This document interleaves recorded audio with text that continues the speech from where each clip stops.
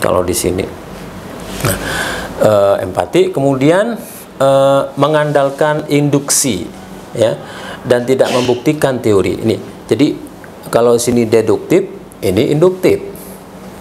Nah, kemarin ketika kuliah dengan Pak Ustadz tuh panahnya kan kalau into ke atas,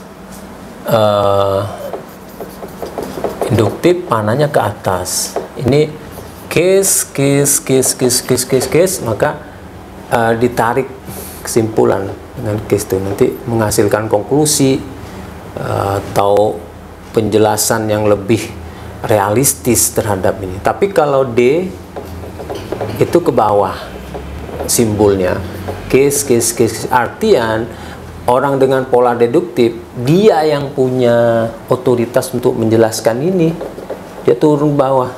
Apa ini teori di sini yang dimaksud? Teori digunakan untuk menjelaskan bawah.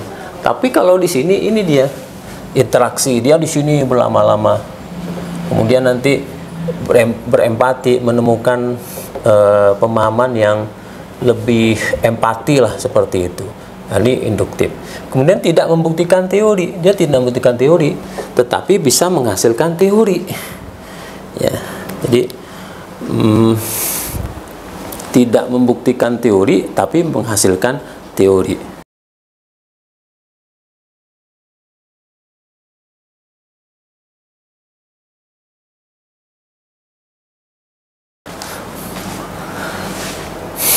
Nah, jadi tidak membuktikan teori, tapi berpeluang untuk menghasilkan teori nantinya, berangkat dari case. Oke, lanjutkan dulu.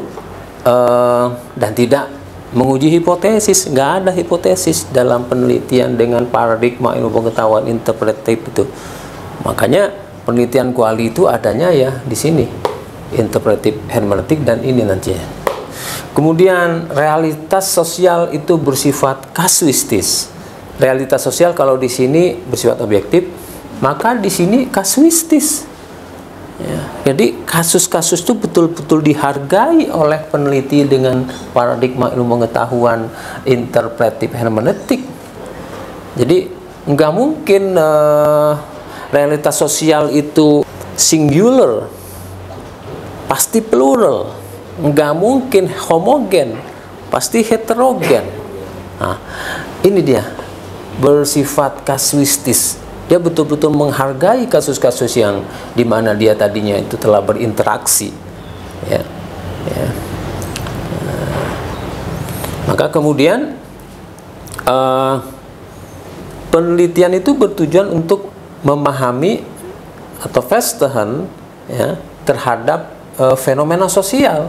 Kalau di sini tadi menjelaskan, otoritas peneliti itu di sini menjelaskan, menafsirkan apapun lah, memberikan nama bahkan. Tapi kalau di sini enggak, memahami, itu dengan kerendahan hati memahami, tidak dengan arogansi atau keangkuhannya menjelaskan dan mengeneralisir enggak, tapi memahami fenomena sosial.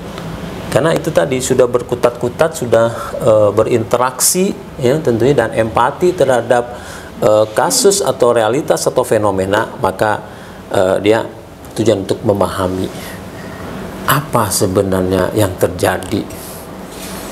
Saya tidak pakai hipotesis, misalnya gitu. Ini misalnya kita simulasikan. Kalau penelitian yang pertama tadi, saya pakai hipotesis, semakin miskin, semakin kriminal. Nah, berangkat dia ke situ kan. Nah, tapi kalau ini tidak, bahkan bertanya, apa iya ya semakin miskin itu semakin kriminal? Ya dia meneliti lah gitu ya untuk bisa memahami. Ternyata setelah penelitian ditemukan faktor-faktor lain yang cukup banyak gitu. Nah, kemudian oh ya, tadi di sini adanya kuesioner itu nanti dalam penelitian kuanti ya, kan ada populasi dan sampel ya.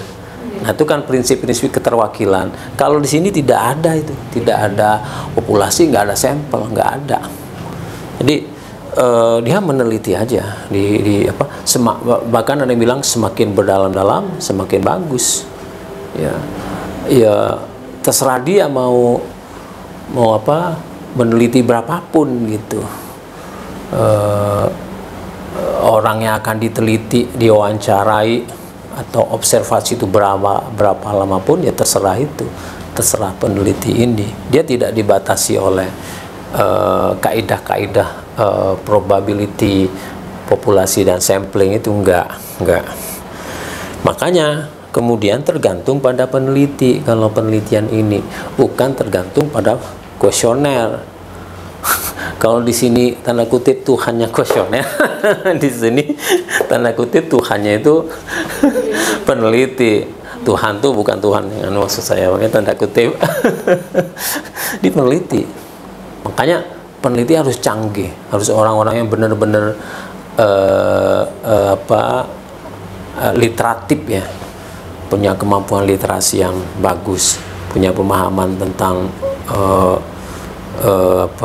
tema-tema penelitian yang akan dia teliti, paham teori-teorinya gitu ya, membaca karya-karya Mutakhir tentang sosiologi, teori-teori sosiologi dan sebagainya. Ini penelitian seni. Jadi sudah nampak perbedaan antara sebelah kiri dan kanan, atau sebelah positivistis dengan interpretif hermeneutik. Ini begitu mewarnai harusnya skripsi, tesis, dan disertasi. Ya, jadi tidak ada lagi harusnya tuh tesis yang cuman berisi informasi, tesis yang hanya mencantumkan, atau bahkan disertasi yang hanya mencantumkan hasil observasi wawancara, itu nggak ilmiah itu, karena dia belum melakukan analisis gitu ya. Baik, terakhir kita lanjutkan ke analisis kritis ya. Tujuan ilmu pengetahuan menurut paradigma ilmu pengetahuan yang analisis kritis itu adalah pertama emansipasi.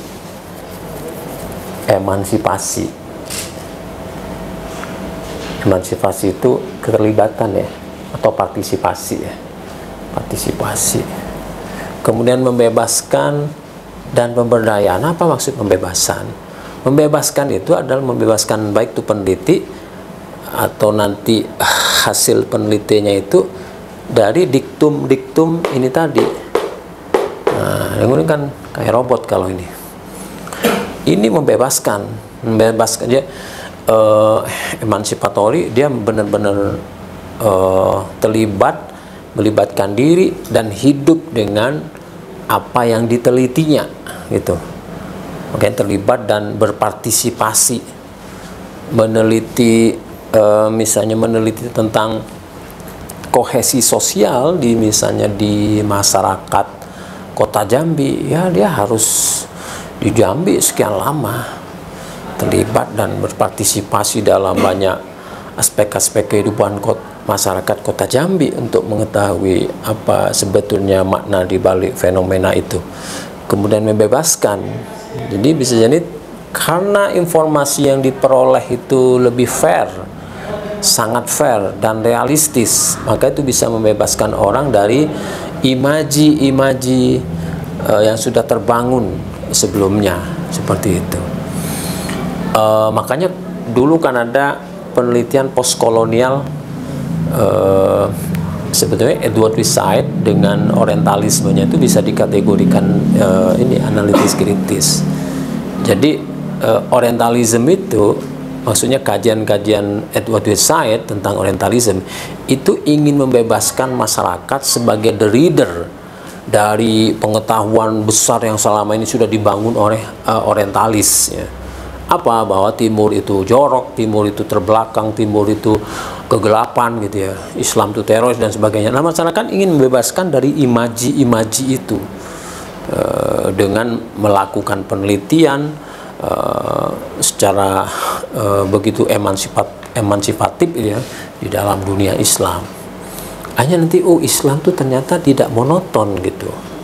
Kalau yang dipelajari cuman Islam yang diteliti cuman Islam di negara-negara tertentu yang memang kriminal atau banyak teroris, tapi bagaimana kalau kemudian mengkaji Islam di Indonesia yang begitu damai gitu?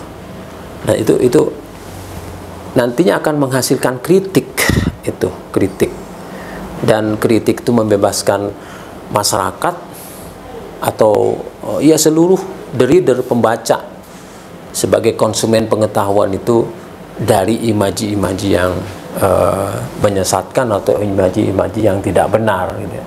Dan akhirnya memberikan pemberdayaan gitu ya. Pemberdayaan di sini artinya bisa peneliti itu karena terlibat, maksudnya emansipatory, kemudian participant action research, dia bisa melakukan pemberdayaan terhadap masyarakat yang ditelitinya ya.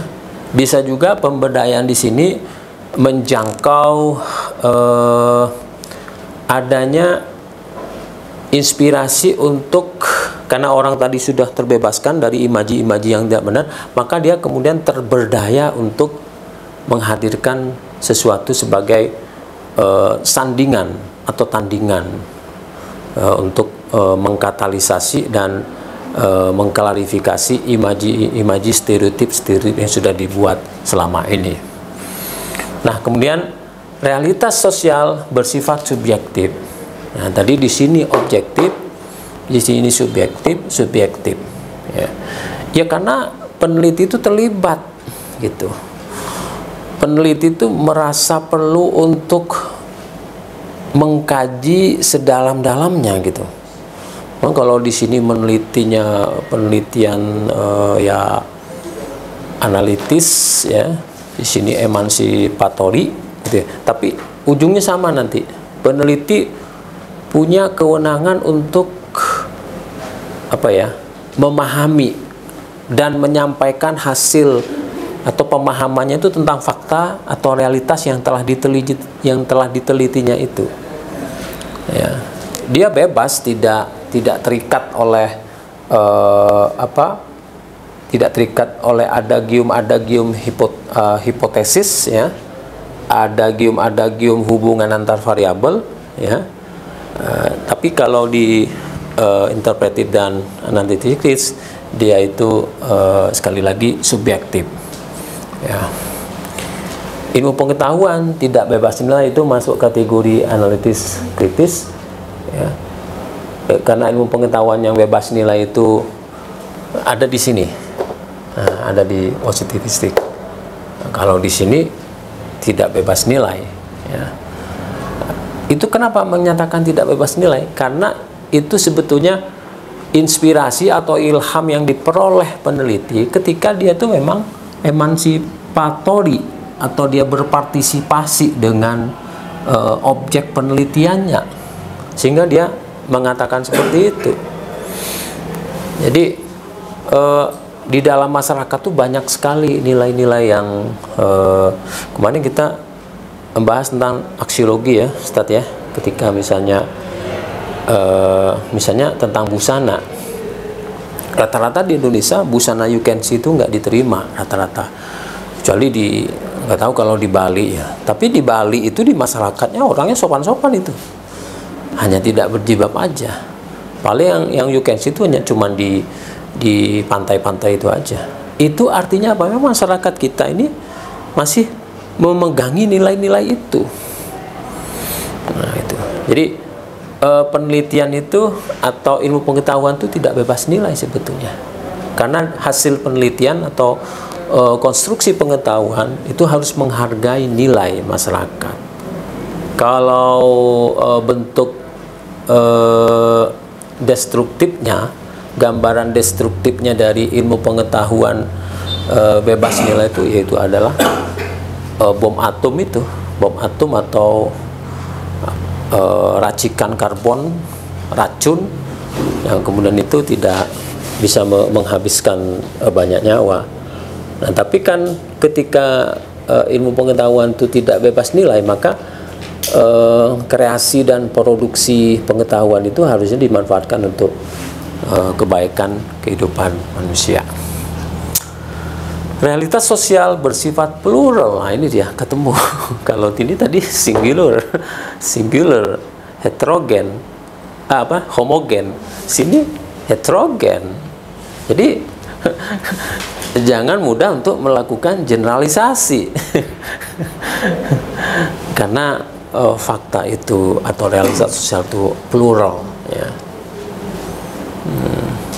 Kemudian penelitian harus dapat membebaskan masyarakat dengan meningkatkan kesadaran. Nah, ini penting nih, penting.